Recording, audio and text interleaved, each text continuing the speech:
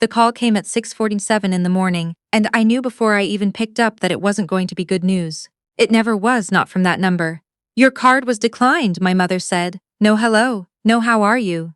Just that, flat annoyed, like I had personally offended her by not having my bank account on standby for whatever she needed.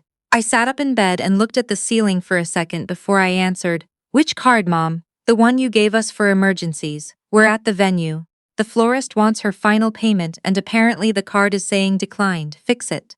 I hadn't given them a card for emergencies. I had given them a card once 2 years ago, for a specific medical bill my father needed covered after his knee surgery. A bill I paid in full the same week. That card had been sitting in my mother's wallet ever since, apparently waiting.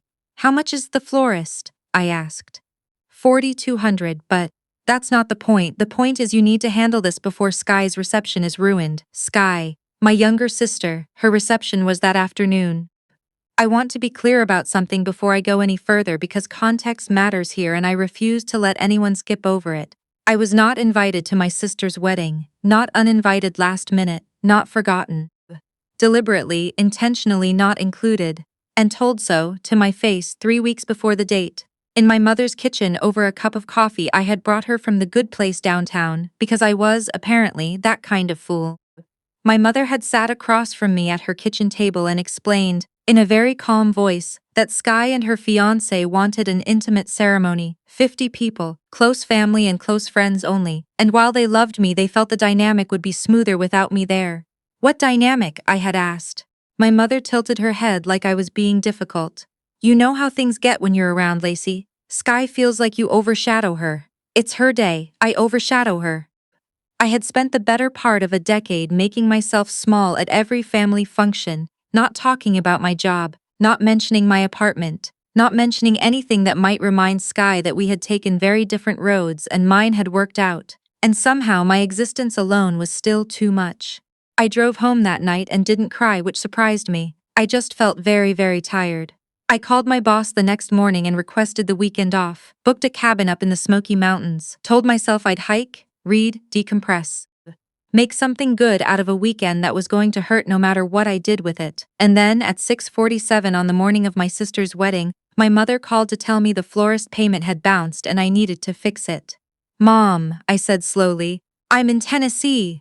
"What?" "Why? Because I wasn't invited to the wedding. Remember? Silence, the kind that means someone is recalibrating. Lacey, this is not the time. Can you call the bank and sort this out or not?" I sat there for a moment with the phone against my ear listening to birds outside the cabin window, and I thought about the person I used to be.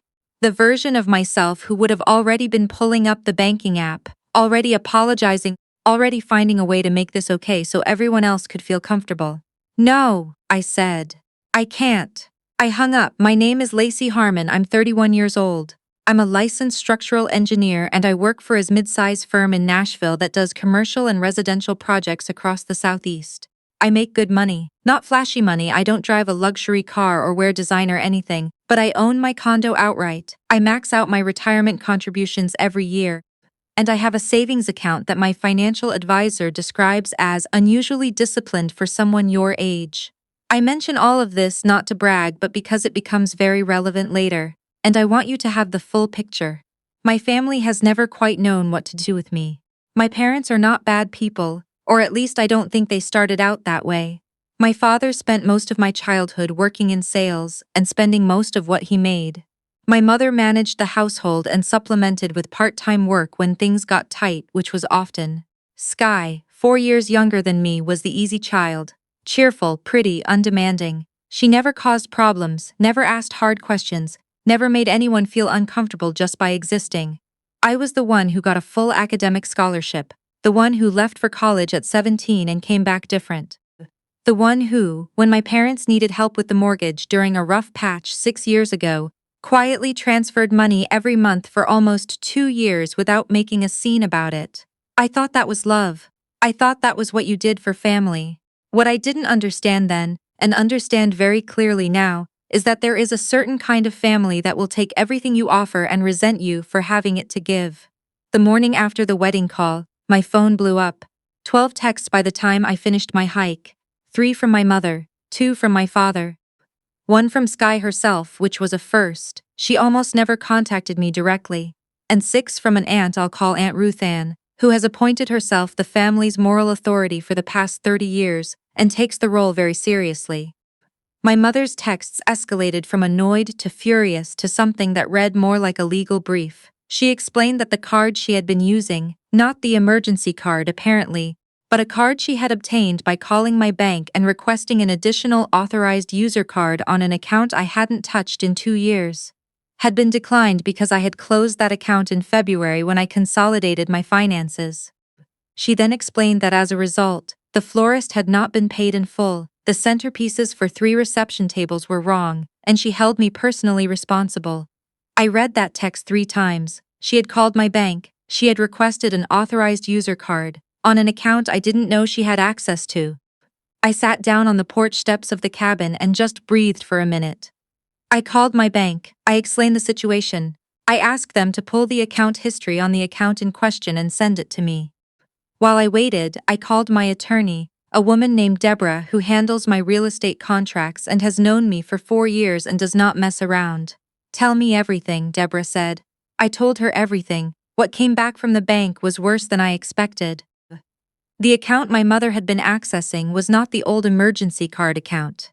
It was a joint account my parents and I had opened when I was helping them with the mortgage 6 years ago. An account I had forgotten existed because it had sat dormant for years after I switched to wire transfers. The authorized user card my mother had obtained was technically within her rights as a joint account holder, and over the past 14 months, there had been 17 separate transactions.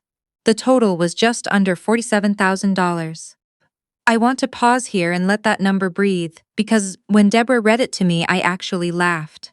Not because it was funny, because the alternative was to sit on that porch in the mountains and fall apart completely, and I wasn't going to do that. $47,000. Florists and caterers and hotel deposits, and a rehearsal dinner, and an engagement party and a bridal shower, and what appeared to be a fairly significant tab at a country club in Franklin, Tennessee, that I had never set foot in. Sky's entire wedding had been paid for on an account they had decided, quietly and without asking me, was fair game. Deborah spoke first. "Lacey," she said, "I need you to not do anything for the next 24 hours. Don't call them, don't text them, don't post anything. Can you do that?" "Yes, good." "I'm going to make some calls." I hiked for the rest of the day. I ate dinner alone at a diner in Gatlinburg, a burger and sweet potato fries, and I watched families at other tables and felt something clarify inside me. Not anger exactly, but a kind of cold, quiet certainty. Like the moment you finally understand a problem you've been staring at for years. The calls started the next morning. My father this time, which was unusual. He typically let my mother handle what he called family communications, which was a polite way of saying he stayed in the background and let her do the difficult things. "Lacey." His voice was stiff. "Your mother is very upset. I imagine she is. You froze the account." "I did. You could have just talked to us first." I looked out the window at the tree line and chose my words carefully. "Dad, there were $47,000 in transactions on an account I didn't know was still active. At what point in that process was I supposed to be talked to?" He went quiet for a moment. Then, "Your sister's wedding is important to this family." "I know it is. I wasn't there." Another silence. Then he shifted, the way he always did when one approach wasn't working, smoothed his voice out, got warmer. "We're going to need to work this out, honey. The florist still hasn't been paid the balance, and the venue has a remaining invoice. We were counting on that account to cover it. I know, so you understand why we need access." "What I understand," I said, "is that you spent $47,000 on an event without telling me, on an account with my name on it. And now you're calling to ask me to let you continue. It's for your sister. She didn't invite me." The silence that followed was the longest one yet. "That was a difficult decision," my father said finally. Sky was nervous about the dynamic. "I've heard the dynamic explanation. I'm asking you to understand that I was excluded from a family event and simultaneously billed for it. Those 2 things happened at the same time." He didn't have an answer for that. Deborah called that afternoon with what she'd found. The joint account situation was legally messy in ways I didn't fully understand until she explained it, but the short version was this. My mother had acted within the technical limits of her authorized user status, But several of the transactions had been made using a routing number workaround that Deborah described as aggressive and something a bank compliance officer would find very interesting. She had already flagged it. "What do you want to do?" Deborah asked. "I want to close the account entirely and recover what I can. That's the cleanest option. There may be some personal liability questions for your parents given the method of access, but that's going to be their problem to sort out, not yours." "Okay, there's something else," she said. "Are you aware that your name is on the deed to your parents' house?" I was. I had co-signed the refinance 6 years ago when their credit wouldn't qualify them on their own. It was supposed to be temporary. They were going to refinance again in my name off the deed once their score recovered. That had apparently not happened. "What's the current status?" I asked. Deborah took a breath. "You are still listed as co-borrower, which means technically you have a legal interest in that property." I sat with that for a moment. "How much equity, based on current valuations in that zip code?" "Roughly $210,000. I didn't say anything for a long time. "I'm not going to do anything with that right now," I said eventually. "But I want to know it's documented." "It's documented," Deborah said. The text from Sky came that evening. It was long, which was unusual for her, and it started with "I know you're upset," which is always a sign that someone is about to tell you your feelings are the problem. She said that my parents had just been trying to give her the wedding she always dreamed of. She said that the money thing was a misunderstanding that could have been handled without drama. She said that I had always had a chip on my shoulder about the family, and this was just another example of me weaponizing my financial situation against people who loved me, weaponizing my financial situation. I had been 18 years old when I got my scholarship. I had worked 2 jobs through college. I had lived in a studio apartment for 3 years after graduation, eating frozen meals and putting every spare dollar into student loan payments. Nobody handed me anything. Nobody co-signed anything for me or fronted my wedding or paid for my engagement party. I did it alone because I had to, and I did it without expecting applause. And yet here we were. My having money was something I was doing to them. I put my phone face down on the nightstand and went to sleep. Deborah filed the paperwork to formally close the joint account and remove my parents as authorized users on any accounts connected to my financial profile. The bank's compliance team opened a separate internal review based on the access method questions she had flagged. That was out of my hands. What I did handle personally was the deed. I called the mortgage servicer and explained that as a co-borrower I wanted to initiate a formal review of the loan status. I wasn't ready to pull any triggers, but I wanted the documentation clean and I wanted it clear that I was paying attention. The servicer was helpful. They confirmed everything Deborah had told me. My mother called twice that week. I didn't answer. My father called once. I didn't answer. Aunt Ruth Ann sent a group email to 11 family members explaining that I was going through something and asking everyone to give Lacey grace during this difficult time, which was a masterclass in framing a situation to make the person who got robbed look like the unstable one. 3 weeks passed, then a month. My parents retained an attorney of their own. His name was on a letter Deborah forwarded to me, a letter that argued with what I can only describe as extraordinary confidence, that the joint account expenditures were consistent with an informal family agreement in which I had historically provided financial support, and that my sudden withdrawal of that support constituted a breach of reasonable expectations. A breach of reasonable expectations. I read that phrase 4 times. I showed it to a friend I'll call by her actual name, Zara, because she earned the mention.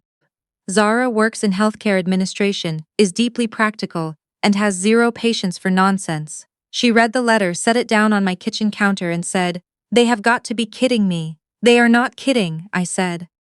"They are going to court to argue that you owe them money because you've been giving them money? That is the argument, yes." Zara picked up the letter again and read the breach of reasonable expectations line one more time. Then she put it back down. "Okay," she said. "What does Deborah say?" Deborah said the letter was bluster. She said their attorney was working with thin material, and likely knew it, and that the informal agreement argument was nearly impossible to prove without documentation.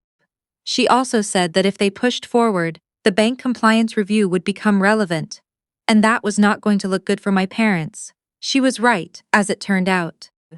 The compliance review found 3 transactions that had been made using a method that technically qualified as unauthorized account access under the bank's terms of service. The amounts were not enormous individually, but together they represented something the bank's legal team took seriously. My parents received a separate letter from the bank that I was not privy to, but Deborah told me it was not pleasant reading. Their attorney went quiet after that. The counter letter Deborah sent was measured and precise. It outlined the account history, the access method findings, and the co-borrower status on the home loan. It did not make threats, it stated facts. It noted that I had chosen not to pursue formal legal action at this time and expressed a hope that the matter could be resolved without further escalation. The phone call from my mother came 2 days later.